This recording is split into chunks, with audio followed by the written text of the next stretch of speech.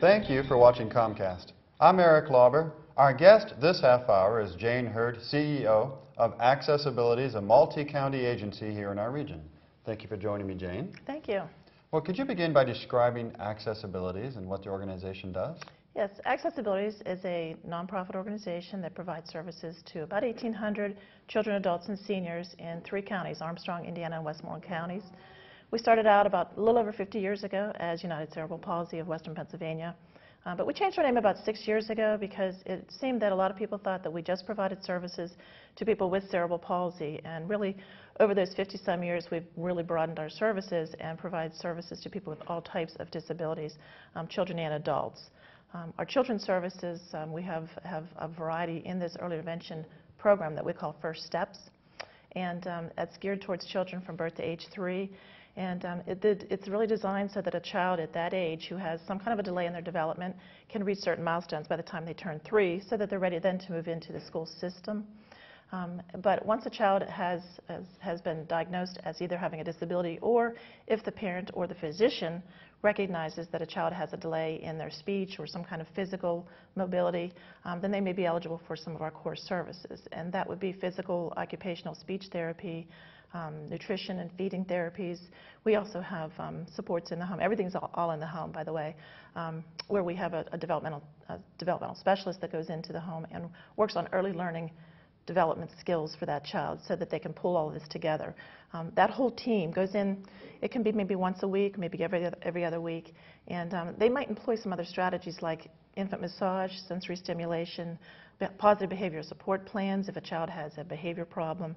So there's a whole variety of things that team kind of comes around and helps that child and that family at that very, very young age to get ready for the skills that they're going to need as they approach that school age, the school system.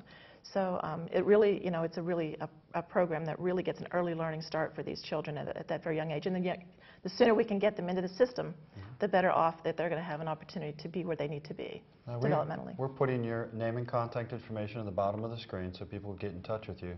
Do you accept donations to help support these activities? Oh, absolutely. We do grants. We're part of the United Way of all 3 of those counties, so we receive donations that way, individual donations. We rely on medical assistance, some other funding sources along that line, but it doesn't fill all the needs. So certainly donations are absolutely a blessing to us. Well, you mentioned you work with both children and adults, so what are the services you provide for the adults in the community? Well, we provide personal assistance services for things that maybe you and I might take for granted: bathing, dressing, grooming, meal preparation, assistance with feeding, maybe getting out and maneuvering in the community, just a variety of things that an individual who has a disability would need to be able to live in their home, to be independent, and to not have to rely on family members or friends, neighbors, to do everything that they would need to do.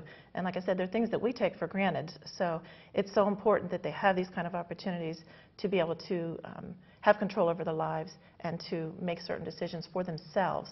And the unique thing about this is that they can choose someone that is employed by our agency, or they can be their own employer, and they can hire that person themselves. And if they do that, then we oftentimes will do all the financial paperwork for them, the payroll services, the tax services, and things like that, so that they don't have to worry about that. And they can focus on that individual that helps them to live in their own home and to be able to participate as a thriving member of our community.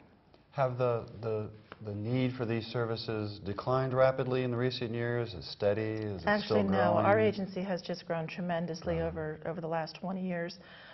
The focus is really so that people can live in their home.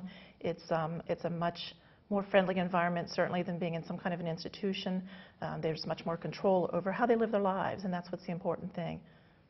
Well, I thank you very much for coming on and telling us about accessAbilities today. Thank you for having me. And thank you for watching Comcast. I'm Eric Lauber, and now back to HLN.